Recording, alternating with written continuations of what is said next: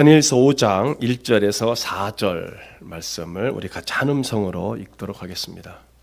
같이 읽습니다.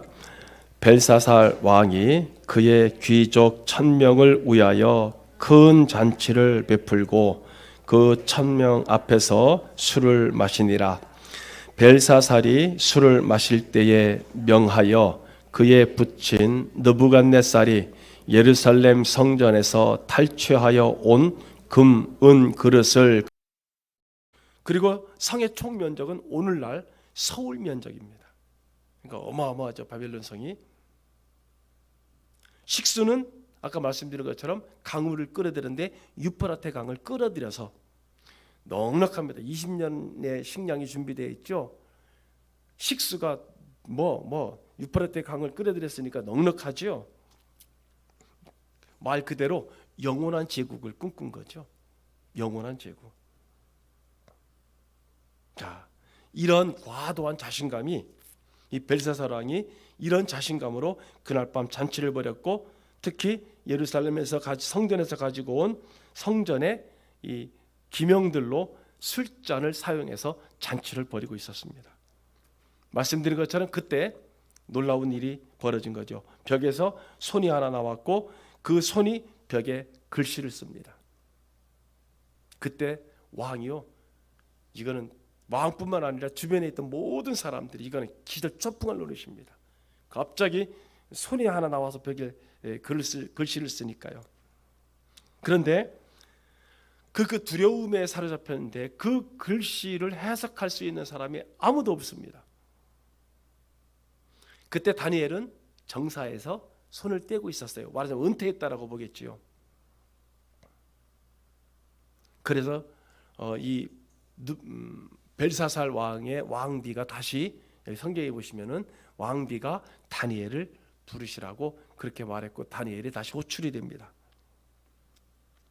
그래서 다니엘이 그 글씨를 읽고 해석해 줍니다. 메네 메네 데겔 우바르신. 메네 메네라는 말은 계산하다라는 말이고요. 이것이 2번 반복됐죠. 메네 메네, 계산하다 계산하다. 데겔이란 말은 저울이라는 뜻이고요. 그죠? 저기 나왔죠. 우바르신이라고 하는 것은 정확합니다. 페르시아 사람들이라는 뜻이에요. 그러니까 페르시아 사람들이 저울에 달았는데 계산해 보니까 함량 미달이다. 그렇게 한 거예요. 함량 미달이다. 그러니까 페르시아 저울에 벨사살을 달아보니까 페르시아 사람들에게 권력을 넘겨주겠다. 이게 정확한 해석입니다. 그런데 그 밤에 페르시아 군대가 이미 어디 와 있는 거예요? 성문 밖에 와 있었고, 그리고 마르둑의 사제들이 성문을 열어준 거예요. 그래서 무혈 입성을 한 겁니다. 무혈 입성해서 성문을 열어줬고요. 그 외상의 문을 열어줬고요. 페르시아 대군들이 물밑듯 들어가는데 그 시간에 뭐가 있었던 거예요? 잔치를 벌이고 있었죠. 이때 다니엘의 나이는 약 85세 정도로 추정이 됩니다. 굉장히 그때 당시에 장수했습니다. 그러니까 다니엘이 그때 생각한 거죠. 느부갓네살 왕에게 이 앞에서 해석했지 않습니까? 요 4장에서도 해석했잖아요. 금머리, 금, 은, 동, 철, 진흙. 그래서 이제 뭐가 끝나는 거예요? 맨 끝에 위에 금머리가 끝나는 거예요. 다니엘은 그걸 알았던 거예요. 시대의 흐름을 알았던 겁니다. 아, 이제 끝나는구나. 그 영원한 제국일 줄 알았던 이 바벨론이 끝나는구나. 그래서 다니엘서 5장 17절에 보면은요, 우리가 지금 5장을 보고 있지 않습니까? 그렇게 해석을 했고 5장 17절에서 그렇게 말하죠. 다니엘이 왕에게 대답하여 이르되 왕의 예물은 왕이 친히 가지시며 왕의 상급은 다른 사람들에게 주옵소서. 그럴지라도 내가 왕을 위하여 이 글을 읽으며 그 해석을 아뢰리이다. 자, 다니엘은 또다시 2인자의 자리를 제안을 받은 거예요. 이 벨사살 왕으로부터. 그런데 다니엘은 알았던 거잖아요. 뭐를? 아, 끝났구나. 이 제국이 끝났구나. 그 다음에 무슨 제국이 오는 거예요? 은혜 제국이 온다는 거죠. 은혜 제국이 바로 어디예요? 페르시아입니다. 이제 그걸 계속 나올 겁니다. 그러면 이 손글씨는 이제 지금 세계사적 그 역사관과 성경적 역사관에서 볼 때, 이제 성경적 역사관에서 보는 겁니다. 이 손글씨는 바로 뭐냐면 벨사살 왕에 대한 하나님의 심판입니다.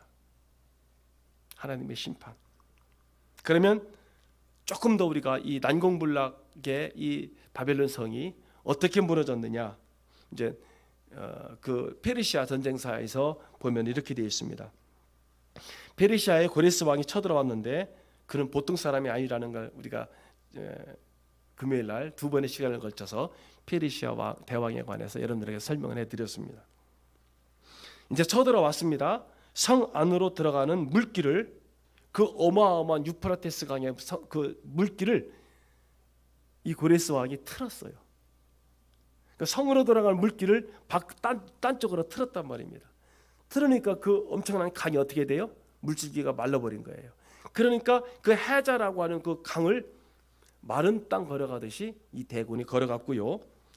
그래서 그 당시 물길의 고랑을 왼쪽으로 180개, 오른쪽으로 180개, 360개의 물길을 냈다는 거예요. 그래서 강의 물줄기를 밖으로 쫙 빼냈다는 겁니다. 이건 상상을 초월할 일이죠.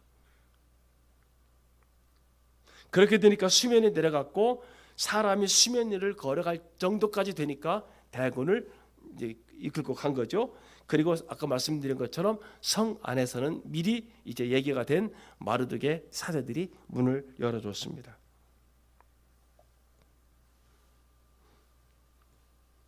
지금 여러분 터키 국기를 보면 어떤 국기예요? 여러분 생각해 보셨어요? 혹시 한번 찾아봐서 인터넷 찾아봐서 한번 띄워줘 보세요. 터키 국기. 이제 갑자기 생각을 하니까 안 나죠. 초생달에 별 하나 붙어 있죠. 그게 바로 달신이에요. 지금도 섬기고 있어요. 지금도 그게 달신입니다. 그런데 당시 저거잖아요. 요즘 좋은 세상에 요청만 하면 바로바로 뜹니다. 됐어요. 그 정도까지만. 예, 저렇게 저 달신을 섬기는 게 지금 어디 중동 국가들이죠. 저 달신을 섬기는 거.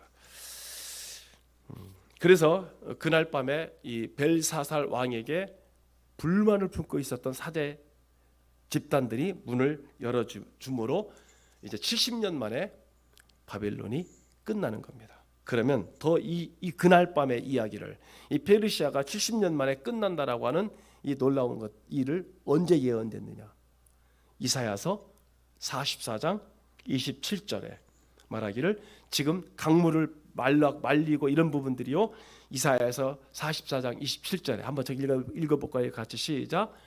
기품에 대하여는 이르기를 말하, 내가 내 강물들을 마르게 하리라 하며, 저게 지금 그 고레스 왕이 강 물줄기를 말리는 그 예언입니다.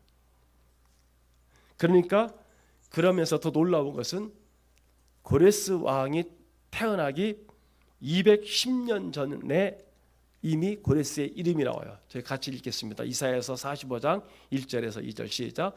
여호와께서 그의 기름 부음을 받고 고레스에게 이같이 말씀하시되, 내가 그의 오른손을 붙들고 그 앞에 열국을 항복하게 하며 내가 왕들의 허리를 풀어 그 앞에 문들을 열고 성문들이 닫히지 못하게 하리라.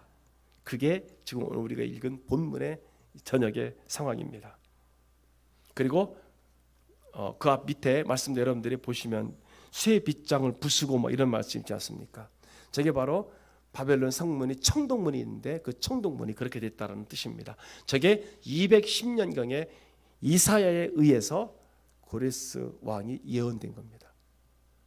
메시아, 저기서는 저 때가 이스라엘 백성을 해방시키는 메시아로서 고레스를 사용했다는 것을 저 210년경 이사야서에 저게 기록되어 있습니다. 여러분, 이사야가 예언한 대로 그대로 됐습니다. 그런데 더 놀라운 것은 다니엘이 이 이사야의 말씀한 그 기록을 들고 자, 벨사살 왕이 끝났고요. 지금 보시면 벨사살 왕이 이 5장에서 끝나고 그리고 바로 누가 들어오는 거예요? 페르시아 이제 고레스 왕이 등극을 하는 거죠. 그때 나이 85세, 다니엘의 나이 85세. 그러면 고레스도 누구를 등용시키는 거예요? 다니엘을 등용시키는 거예요. 그러니까 느부갓네살, 벨사살, 고레스까지요. 대단한 분이죠, 다니엘이. 그리고 이 말씀을 보여줍니다, 고레스에게. 그리고 언젠가 말씀드렸죠. 고레스가 어렸을 때 그와 같이 했던 친구 중에서 학자들이 추측하기는 에스라나 또는 느헤미야나 이런 사람들이 같이 어렸을 적 시절을 보냈을 것이라고 추측을 했고, 그때 이제 이쪽에서는 고레스와 함께함으로 야 네가 왕이 되면, 그러니까 그때도 왕 어렸을 때 왕의 역할만 했다고 그랬잖아요. 네가 왕이 되면 우리 민족을 좀 해방시켜주고 우리 민족을 좀 잘 좀 대해달라고 했었다라고 하는 것이 역사학자들의 어떤 추측이고요. 예, 그렇게 얘기를 하고 있습니다. 그래서 다니엘이 직접적으로는 다니엘이 이 말씀을 보여주니까 고레스가 깜짝 놀랐죠. 그래서 어떻게 보면 유대인들을 좀 더 특별하게 대했을지도 모르겠습니다. 그리고 고레스가 왕이 된 다음에 유다인들을 자유롭게 자 고국으로 돌아갈 사람들 돌아가라. 그리고 가서 성전을 다시 세워라. 성벽을 다시 건축하라 하면서 그때 당시 국고에서 오늘날 돈으로 환산하면 약 50억을 이렇게 지원을 했다고 합니다. 1차 때 50억을 지원했다고 합니다. 자, 이게 지금 우리가 지금 다니엘서를 서론을 보면서 지금 그렇게 하나님께서 역사하시는 이 하나님의 역사관으로 지금 보고 있습니다. 거기까지 5장이 바로 뭐냐면은 이제 이 벨사살이 그 바벨론이 멸망하는 것이 바로 5장까지입니다. 그러면 6장으로부터는 5장 31절에 보니까 그렇게 돼가고 있죠. 5장 30절에 그날 밤에라고 했죠.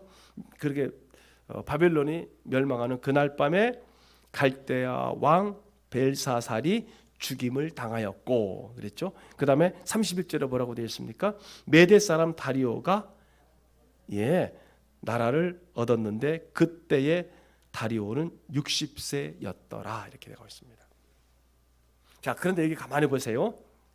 메대와 바사 연합국이었습니다. 메대와 5장에서 이 바벨론을 멸망시킨 그 상황은 메대와 바사 연합국입니다. 자, 아직까지는 고레스 대왕이 메대를 완전히 정복하지는 않았지만 같이 연합했어요. 이때는 연합을 형성해서 바벨론을 멸망시켰습니다. 그래서 여기 31장에서 나오는 이 다리오는 메대 왕이라고 보는 거죠. 그러니까 아직 바사 페르시아가 아직 아니라는 거죠. 여기서 지금 보시면은요, 지금 그 중간입니다. 그런데 그 메대 사람 다리오가 나라를 얻었는데 그때는 다리오는 60세였더라 이렇게 했습니다. 자, 그래서 이제 다니엘이 지금 제 세 번째로 이제 왕을 섬기는데 메대 왕 다리오를 지금 섬기고 있는 거예요. 6장에서 지금 나라가 바뀌었어요. 여러분 그걸 보시면 됩니다. 자, 그러면 이제 6장에서부터는 페르시아로 가기 직전 메대라고 하는 이 나라 일이 벌어지는데 이때 어떤 사건이 벌어지느냐면 사자굴 사건이 벌어집니다. 사자굴. 자, 이제 바벨론이 멸망당하고 그리고 그 이전에 있던 고위 관리들이 전부 다 바벨론의 고위 관리들이 숙청을 당합니다. 숙청을 당하는데 누구만 살아남아요? 다니엘과 사드락, 메삭, 아벳느고 즉 유대 관원들만 남습니다. 그래서 다니엘은 최고의 그 총리 대신에 3인에 뽑히고 그 3인 중에서도 역시 또 이 다리오 왕 옆에서 바로 최측근으로서 또 발탁이 됩니다. 다니엘이. 참 연세가 들었어도 어때요? 승승장구하는 거예요. 왜? 뜻을 정해서 하나님만 섬겼는데 하나님께서 그를 지금 계속해서 어떻게 하고 있어요? 예, 옆에다 세워놓는 거예요. 아니, 왕으로 세워놓으면 더 좋을 텐데 그게 아닌 것을 나중에 보게 됩니다. 그러니 자 6장에서 벌어지는 사건이 뭐냐면 사자굴 사건에 대한 배경이 나오는 거예요. 이게 사자굴 사건. 그러니까 5장 4장에서는 사드락 메삭 아벳느고의 풀무불 사건의 배경을 여러분들이 잘 아셨을 겁니다. 느부갓네살의 풀무불 사건. 그리고 6장에서는 이제 다니엘의 사자굴 사건의 배경이 나오는데 왜 그랬냐면은 메데라고 하는 나라가 바뀌었습니다. 그리고 모든 바벨론의 말하자면 고위직들은 다 숙청을 당했습니다. 정치적으로. 그러면 어디 사람이 등용이 되는 거예요? 메데라고 하는 이 나라 사람들이 등용이 되는데 구 바벨론의 정치인인 이 다니엘이 어떻게 되는 거예요? 계속 지금 등용되는 거죠. 그러니까 요 최고 위측에 있는 이 두 사람의 총리가 다니엘을 고깝게 볼까요? 안 볼까요? 안 보는 거죠. 안 보는 겁니다. 숙청 대상이고 정적 정도로밖에 안 보는 거예요. 이 사람들은 다니엘을 몰라요. 다니엘의 하나님도 모릅니다. 그러니까 얼마나 시기가 나고 질투가 나느냐면 요즘 말하면 청문회를 하려고 이제 뒷조사를 다 해보니까 세상에 다니엘이 나올 게 없어. 뒷조사를 다 해보니까 나오는 게 없어요. 그런데 그 중에 세상적으로 자기들이 한번 해볼 만한 게 나왔는데 그게 뭐냐면은 가만히 보니까 뭐 문서를 뒤져도 나오는 게 없고 뒷조사에서 뭐 뇌물 좀 먹었나 해보니까 나오는 것도 없고 도덕적으로 윤리적으로 정치적으로 깨끗해요. 그래도 저놈을 좀 어떻게 해서 끌어내려야 되는데 가만히 행동을 보니까 하루 3번씩 다니엘이 시간을 정해놓고 기도하는 거예요. 그러니까 아하 저거다.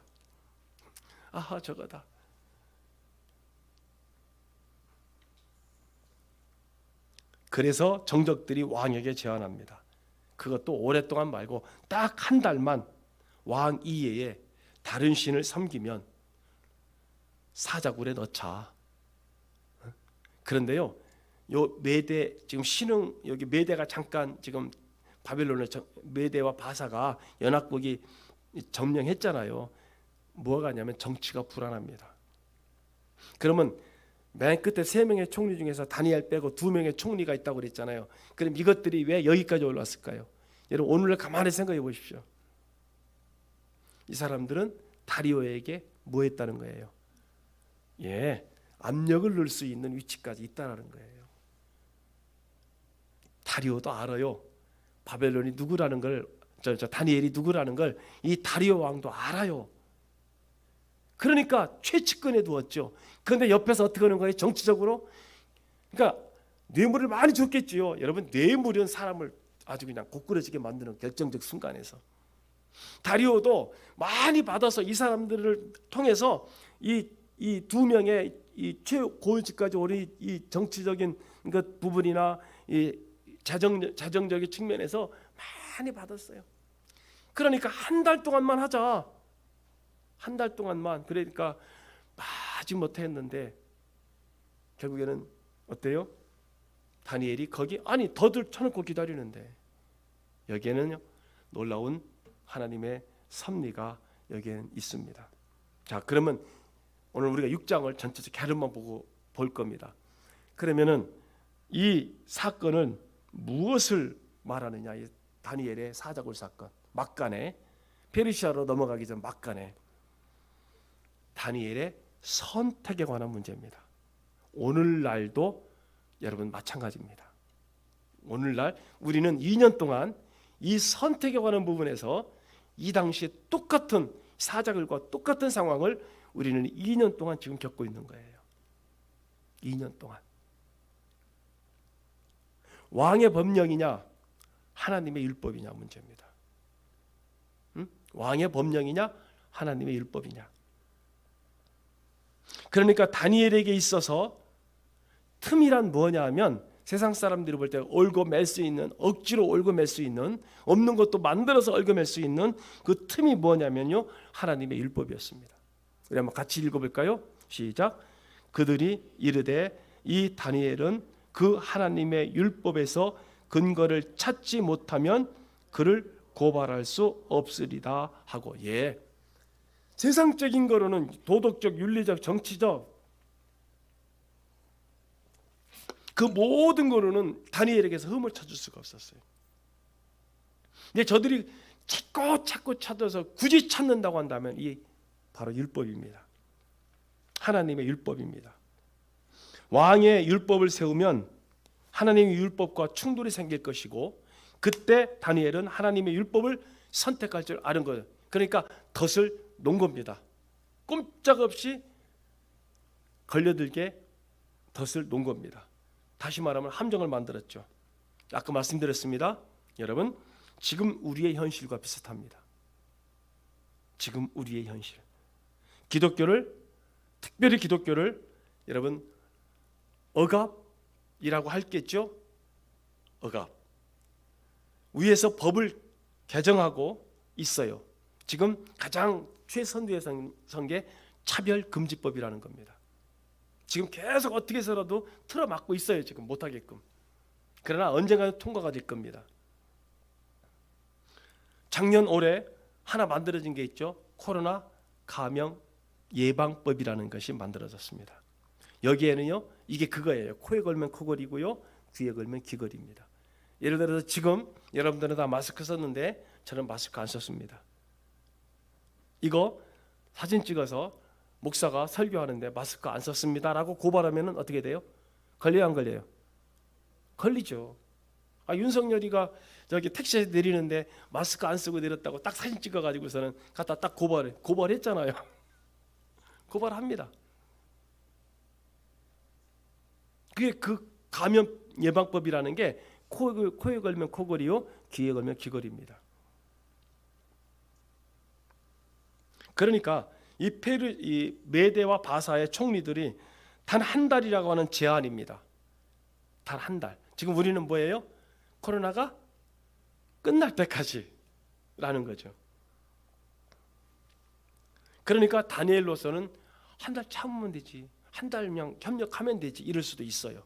그런데 우리는 맨 처음 1장에서 항상 1장이 키워드입니다.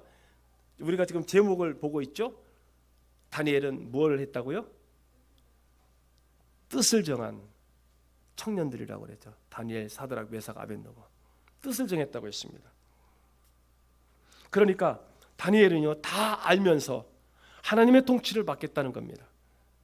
하나님의 율법을 따르겠다고 작정을 하고 그는 선택했습니다. 왜냐하면 다니엘은 하나님의 통치를 체험했기 때문입니다. 그래서 사자굴에 들어갑니다. 그래서 다니엘서 6장 21절에서 22절 한번 열어주세요. 다니엘서 6장 21절에서 22절. 지금 지원이 인터넷이 문제가 생겼나 봅니다. 안 된다고 그러네요. 없다고요? 우리 같이 읽도록 하겠습니다. 성경 거기 한번 제가 읽어드리겠습니다. 다니엘이 왕에게 아르되 왕이여 원하건대 왕은 만수무강하옵소서. 나의 하나님이 이미 그의 천사를 보내어 사자들의 입을 봉하셨으므로 사자들이 나를 상해하지 못하였사오니 이는 나의 무죄함이 그 왕 앞에 명백함이 오며 또 왕이여 나는 왕에게도 해를 끼치지 아니하였나이다 하니라 이랬습니다. 예, 내가 무슨 잘못도 안 했는데. 그러니까 다니엘이 하는 얘기는 무슨 얘기냐면요, 처음부터 끝까지 역사를 주관하시는 분은 하나님이심을 지금 이야기하고 있는 거예요. 여러분, 옛날에 있었던 사건이 지금 오늘 이 시대에 똑같이 벌어지고 있습니다. 우리가 그걸 분별할 줄 알아야 됩니다. 오늘 이 시대에, 오늘 또 면에서 잠깐 문 열어보고 갔습니다마는 지금 교회는 이렇게 보니까 대중 이용 시설, 뭐 뭐 목욕탕이라든지 이런 데랑 똑같이 이 레벨이 맞춰져 있어요. 지금 예배 드리는 것도 아직 20%고요. 20%고 식사할 수 없고요. 물론 11월 달에 위드 코로나로 이렇게 전환이 돼도 아마 식사는 못할 겁니다. 계속해서. 그리고 모이는 것도 계속 실내에서 마스크를 써야 되고요. 그런 부분들이 계속 행정명령으로 이렇게 되어져 있습니다. 그러면 오늘 우리가 지금 이사야, 에레미야, 에스겔, 다니엘을 보면서, 특별히 다니엘을 보면서 이제 7장부터는요 미래에 대한, 이게 갈라져요. 딱 갈라집니다. 이제 다음 주에 7장을 볼 텐데요. 7장부터는 완전히 미래 쪽으로 나가는 거예요. 여기까지가 다니엘. 그리고 다니엘이 또 이제 여기서부터는 7장부터는 환상을 봅니다. 미래에 대한 환상을 보게 됩니다. 내 짐승 뭐 이런 것을 통해서 미래에 어떻게 될 것인가에 대한 환상을 봅니다. 그게 어디까지냐면 AD 160, AD 약 한 150년, 160년경까지 보게 됩니다. 그리고 하나는 미래, 마지막에 대한, 마지막 이 세상의 종말에 대한 예언까지 다니엘이 봅니다. 그러면 지금 6장까지 보면서 아까도 말씀드렸습니다만 한 달이라고 하는, 한 달 동안만 왕은 법령을 정해서 신상을 세워놓고 여기에 절하지 않으면 사자밥이 되게 하죠. 오늘 우리가 그러니까 그거예요. 자, 오늘 이 코로나 상황 속에서 어떤 상황 속에서라도 우리가 지금 비대면 예배를 많이 드렸죠. 이것 또한 하나의 긍정적인 측면이라고 한다면 예배의 훈련이 굉장히 잘 되었다는 겁니다. 긍정적인 측면에서. 부정적인 측면에서는 그거는 개개인마다 다릅니다. 아이고 뭐 집에서 예배 드리는데 이렇게 드린다 저렇게 드린다 어떡할 거야, 이런 분이 있는가 하면은 다른 일반적으로 또 한 부류는 그래도 내가 집에서 영상으로 예배를 드리더라도 예배당에서 예배 드리는 것과 똑같이 예배를 드려야지 하면서 오히려 더 자신을 바로잡고 신앙생활을 오히려 더 예리하게 차원을 높여가시는 분들이 있다라는 거죠. 두 가지 부류입니다. 여기도 똑같죠. 사자굴에 들어가는 안 들어가게 기도해 주세요라고 기도 안 했습니다. 다니엘은 당연히 들어갈 줄로 알았던 거죠. 그리고 우리가 사장에서 보셨던 것처럼 사드락, 메삭, 아벳느고도 풀무불에 안 들어가게 해달라고 기도 안 했습니다. 당연히 들어갈 줄로 알았습니다. 그럼 오늘날 우리가 방역 수칙을 어겨서 예배드리라는 게 아닙니다. 철저하게 지키면서 예배를 드리되, 이제는 뭐예요? 어떤 행정기관의 이런 명령이나 이런 법적인 문제가 아닌 이게 나와 하나님과 개인적인 문제입니다.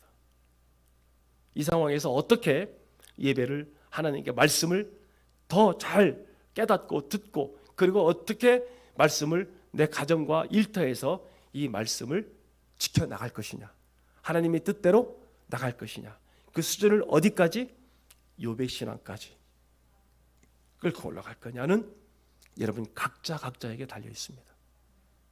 그렇게 할 거냐 말 거냐는. 그리고 이제 우리는 이번 기회를 통해서 이런 훈련을 받았습니다. 그런데 앞으로 더한 것이 올 것입니다.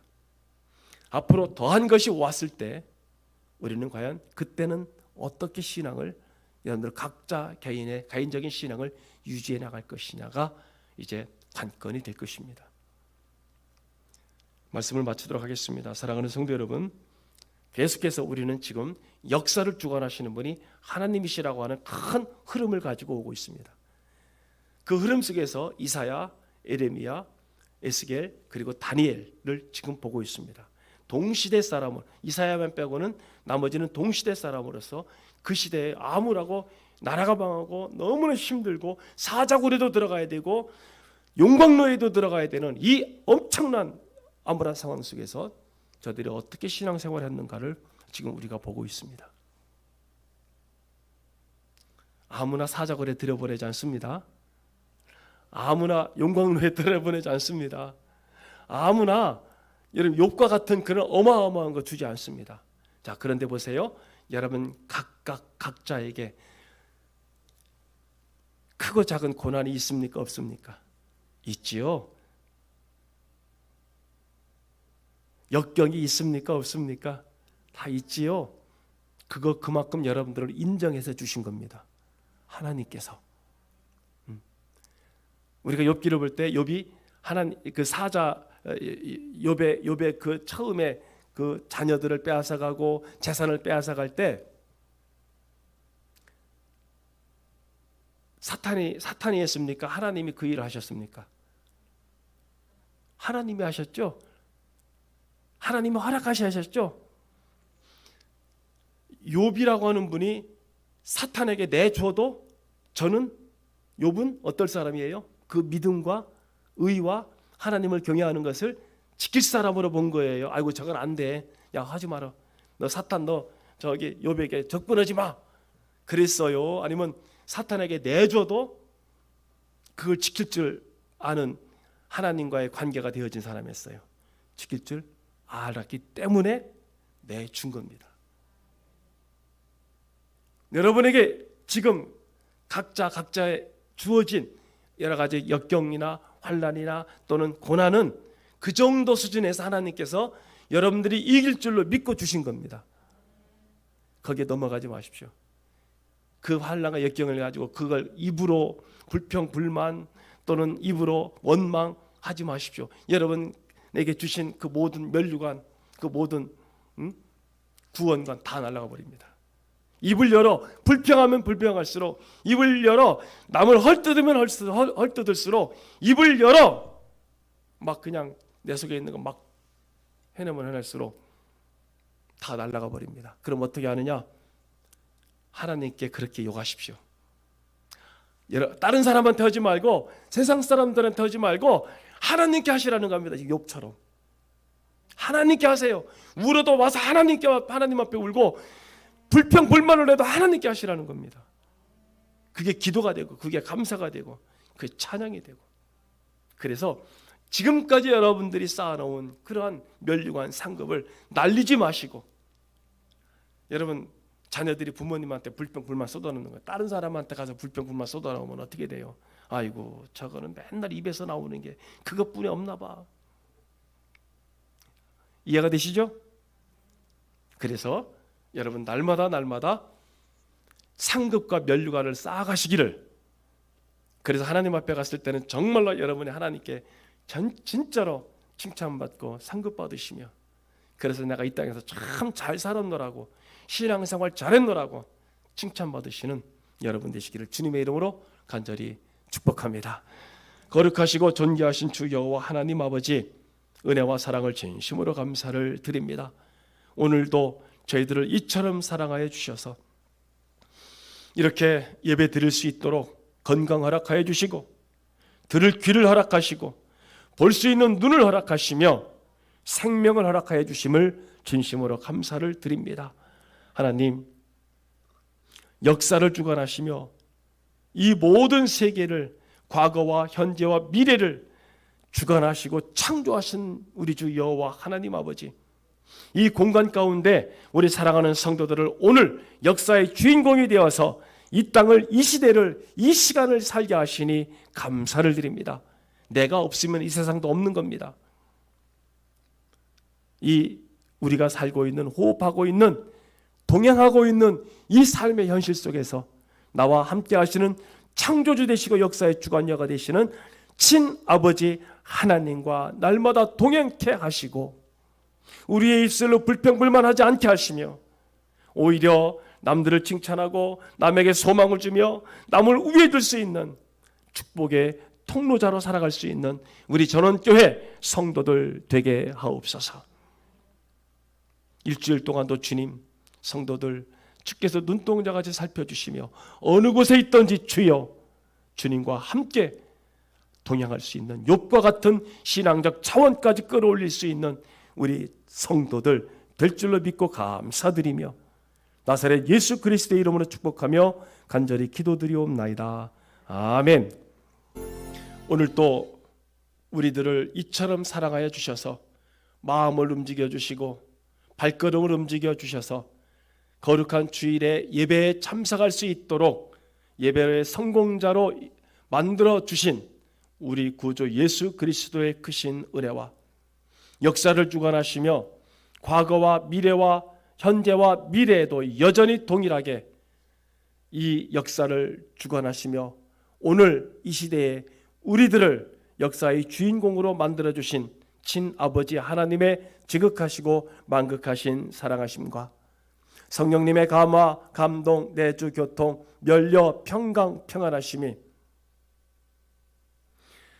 우리 가운데 오직 하나님의 형상과 모양으로 덧입혀진 우리의 영혼들이 날마다 구원을 이루고 또 덧이루어가 욥과 같이 우리에게 닥쳐오는 환난과 고난과 역경을 온전히 우리 안에서 성령의 능력으로 멸관을 이루어가고 상급을 이루어가기를 결심하시는 사랑하는 성도들 머리 위에 저희들의 귀한 가정과 자녀 손들 위에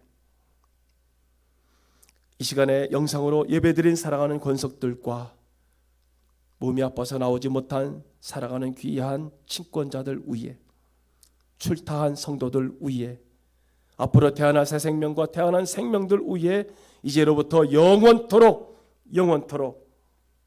함께 하시는 나사렛 예수 그리스도의 이름으로만 복될지어다. 아멘.